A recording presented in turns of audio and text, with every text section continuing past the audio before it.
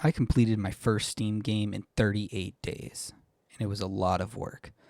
I have watched hundreds of hours of devlogs, tutorials, and anything else game dev related, but have never actually made a full project. Well, full project I intended to release on Steam. I did make 2 Discord bot games, and that sort of started all of my excitement for game deving, but I'll save that story for another video. I cannot stand slow drivers or traffic. They make my blood boil.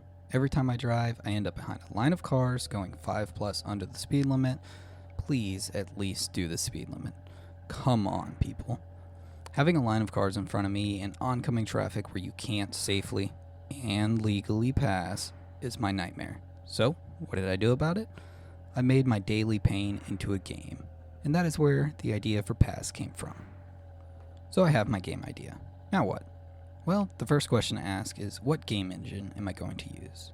I have used GameMaker in the past and honestly never really gave it a fair chance. But in my short stint, I found the way everything was organized was confusing to me. Some things are here, some things are there, and I was not a fan of the workspaces for code and everything else. I found myself endlessly scrolling up and down to find what I want.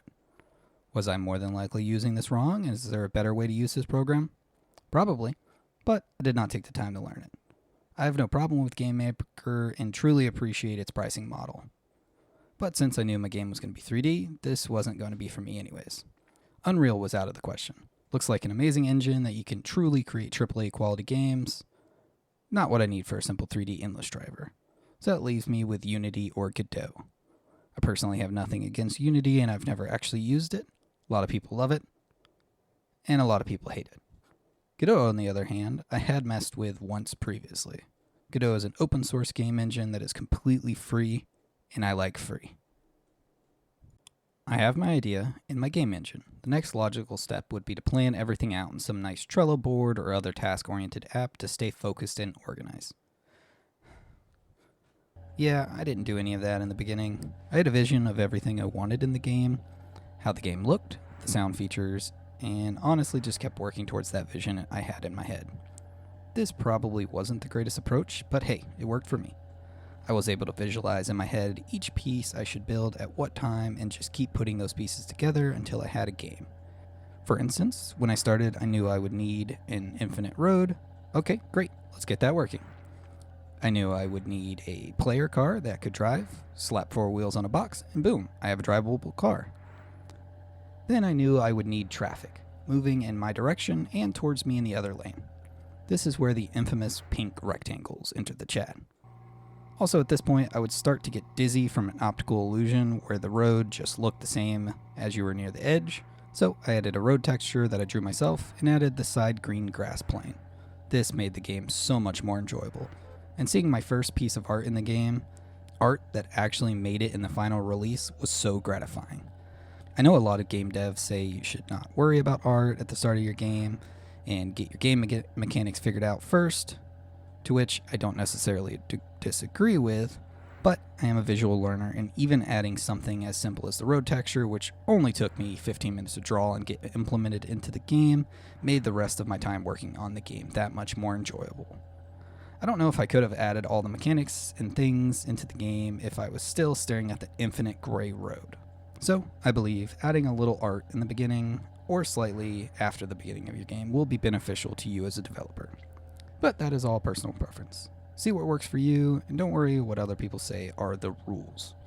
You are the one working on your game, not them. You should have fun and enjoy your project. I've never had so much fun working on something so long term as I did with Pass. I was legitimately excited to work on it every day and put countless hours into the game. Any day off from my job, I would put an easy 12 plus hour day in. I even used a few PTO days just so I could work on my game more.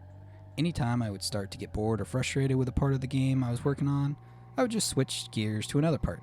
Like if I was having trouble with getting mechanics working and spending hours on troubleshooting why it wasn't, I would just take a break, switch over to cosmetics or art or another part of the game. I tried to not let myself get too frustrated with Pass because I wanted to enjoy my development. Now, that doesn't mean it was all fun. There were certainly days where I was super mad at the project and just could not get anything to work. But the fun days heavily outweighed the bad. I have a very basic understanding of coding, I know about statements, variables, arrays, and a few other coding related nonsense. But asking me to sit down on my computer and start creating a game with code in Godot, I would just stare at the monitor. So how did I go from knowing basically nothing to having a fully functioning game? AI. Now, I know a lot of people don't like AI and think it's cheating, but I think it's another tool that can be used to learn. Anytime I would ask the AI to help code something or figure something out, I would ask it to leave comments in the code.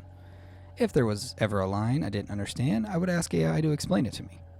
I tried to stray away from just copy and pasting, but actually understanding what I was copy and pasting. And while this may not work well for everyone, it did help me with learning, and by the end I was even coding some things without AI.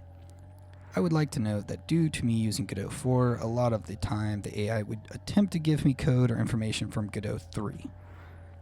But these mistakes actually prompted me to dig deeper, and I ended up learning more because of them. I started to be able to spot things that would be wrong and go ahead and have them fixed before I could even get the errors. As I said before, I am a visual learner. Using AI to get something working on the screen as fast as possible was super beneficial to me being hooked with interest from the beginning. For the first time, I have something I am truly proud of, something I am excited to share with anyone I meet. This is the first game of many I plan to develop. I have so many exciting ideas written down and cannot wait to bring them to life as I did with Pass. And I plan to bring you along for the drive. Thank you so much for watching this video, and please subscribe and like the video if you haven't. Also, don't forget to wishlist Pass on Steam. The link is in the description.